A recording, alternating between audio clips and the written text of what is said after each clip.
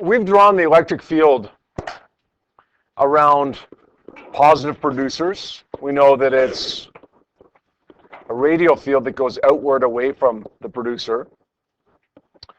We've drawn the electric field surrounding a negative producer. We know it goes toward the producer in that case, because we define it as the way that a positive charge would move when placed in the field.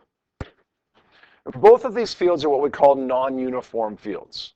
Means that the value of the field is different depending upon where you look.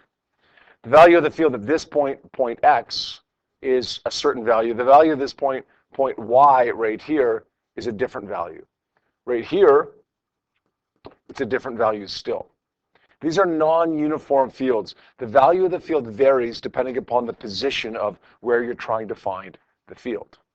Now, you can look at this and determine which field is the strongest field. Couldn't tell me the number for the field here because we don't have any numbers given to us. But you could determine that Y is a stronger field than X, and X is a stronger field than Z, because the density of the field lines, how close the field lines are together, is representative of how strong the field is.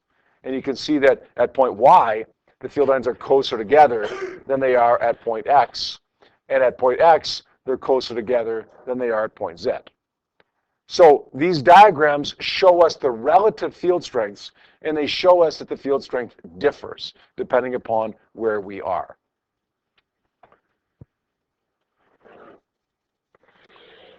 Let's draw something different, though.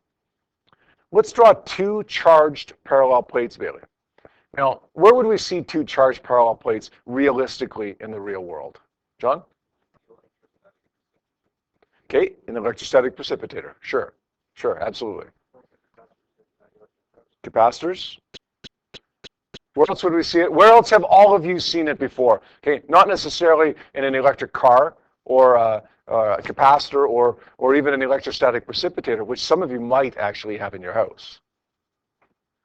Where else have every one of you actually seen two charged parallel plates before?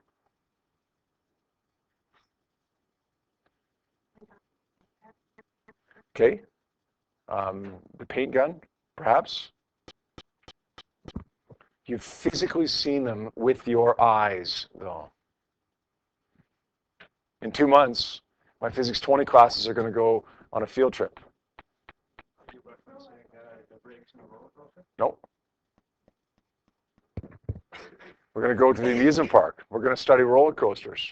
We're also going to study swinging boats. We're also going to study bumper cars.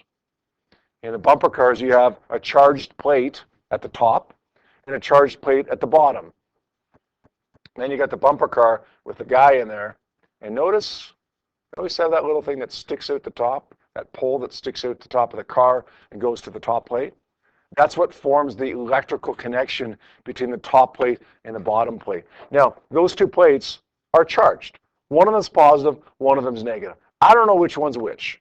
Okay, it doesn't really matter for us right now which one's which. But the bottom line is they're both charged and they're oppositely charged.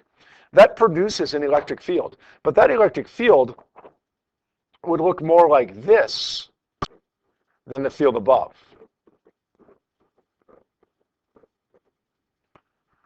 What can you say about this electric field between the two parallel plates in the bumper cars versus the electric fields that surround a positive or a negative producer?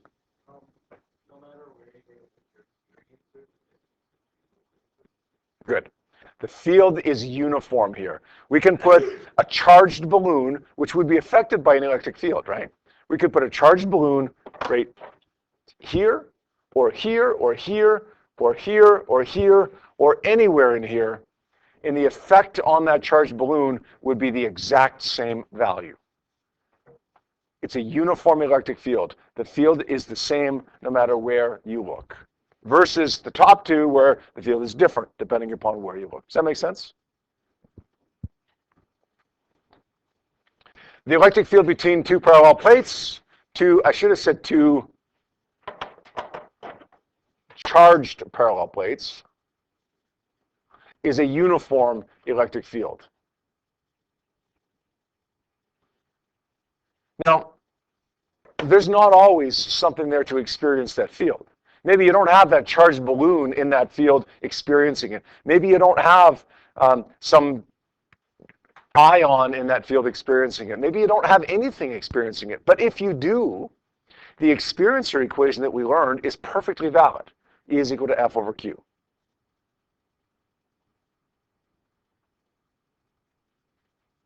The one that's not valid is the producer equation. And the reason the producer equation is not valid is because this is a uniform field. It changes. Or sorry, it doesn't change. This equation, the producer equation, is inferring that the field changes depending upon a distance. You can't use the producer equation because you don't have a changing field. And depending upon the value of R, E changes in the producer equation. When's it valid? Remember, question like this. E changes here. Depending upon how far you are away from the producer, E is different. But when you've got this situation, it's not. So you can't use that equation. There is one exception, but I wouldn't expect you to ever see it. If you have a charged particle in between those plates, and you were trying to find something about the field caused by that particle, not the field that was caused by the plates, well then it's a producer, right? But generally when you've got something in between the plates, you're dealing with the field that's caused by the plates, not that's caused by that producer.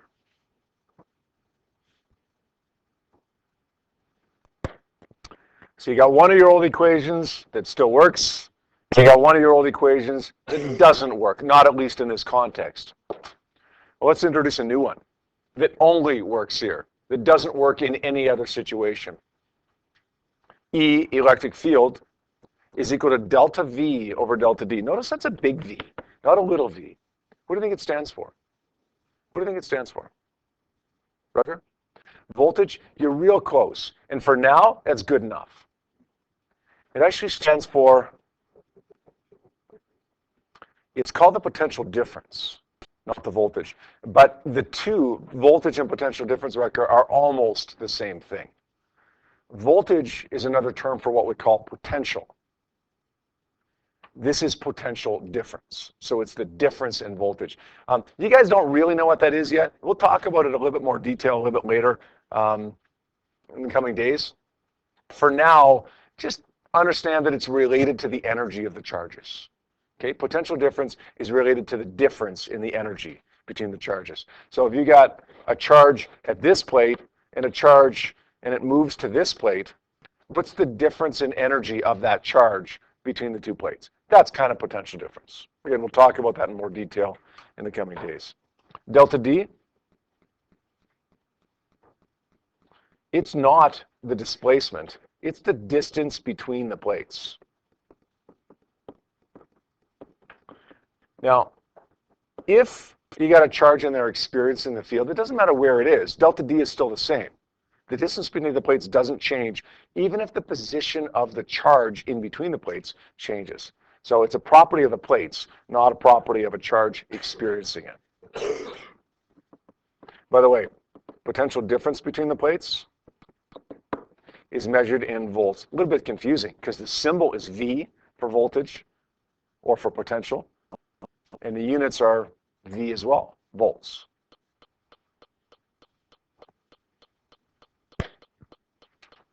If you're a math person, you might like Venn diagrams.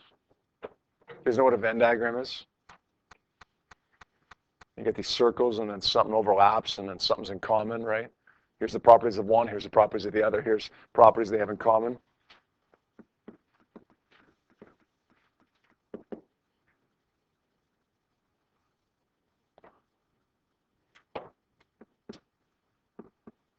Here's my first equation, my producer equation, the one that I learned first a few days ago. Here's my second one. E is equal to F over Q, the experiencer equation, the second equation that I learned. Here's the third one, the one that I just learned today. This is my parallel plate equation.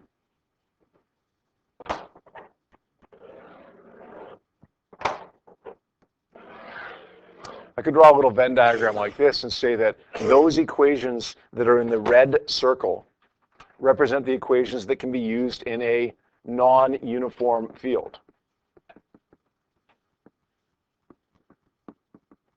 Right? This is the producer equation for a non-uniform field. This is the experiencer equation. It can be used in a non-uniform field. If the experiencer is in a non-uniform field, it can be used there. And the bottom two equations, the ones in blue, could be used in a uniform field. Two parallel plates, or something that's like two parallel plates. The bottom one, I mean, it's where it has to be used, right? That's by definition what it's for. The middle one, E is equal to F over Q. It can be used in a uniform field as long as we have an experiencer in a uniform field. So what we're saying is this. This equation up here is unique to this. This equation down here is unique to this. This equation, use it in either one. As long as you have an experiencer here or an experiencer here, we can use it in either one. Sometimes I call it the universal equation because we're allowed to use it whenever we want, as long as we have information about the experiencer.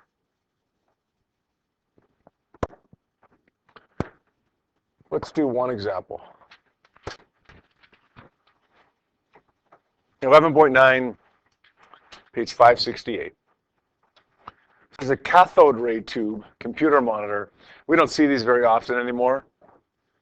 Nobody has, you can't even buy a cathode ray tube computer monitor or TV anymore. Some people still have them. Okay, that TV in the top corner of the classroom is a cathode ray tube television. Computer monitors always used to be cathode ray tubes. Now they're LCDs or LEDs, or sometimes the TVs are plasma TVs. Cathode ray TVs are big and clunky and heavy, very heavy, because the tube is made out of, literally the cathode ray tube inside it is made out of glass. It's very, very heavy. And the resolution of them isn't nearly as good as the newer LCD or LED TVs. The way these cathode ray tubes, whether they're in a computer monitor or a TV, works is that it accelerates electrons from one side to the other.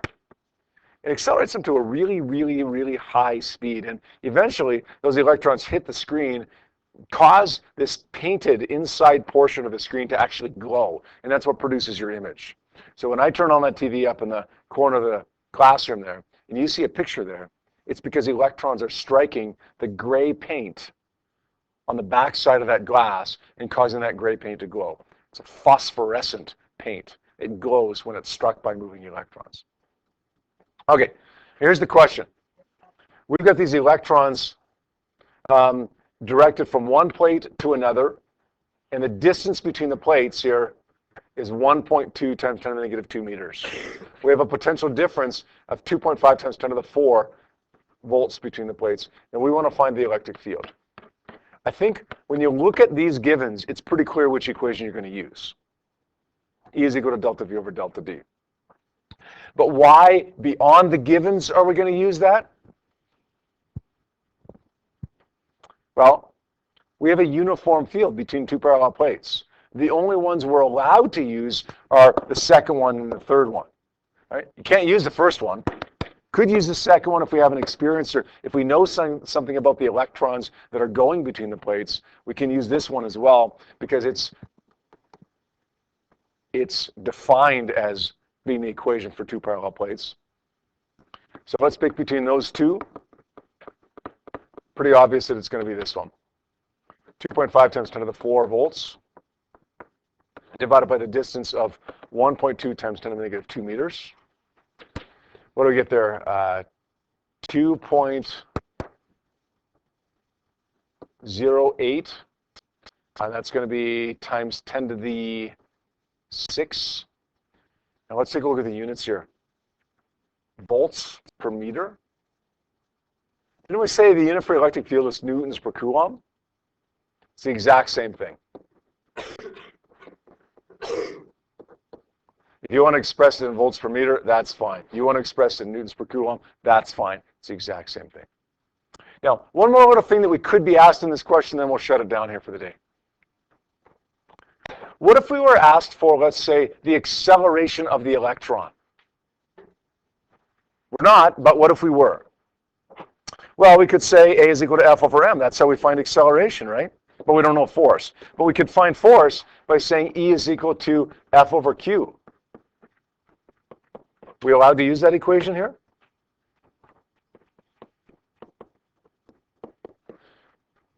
We allowed to use that?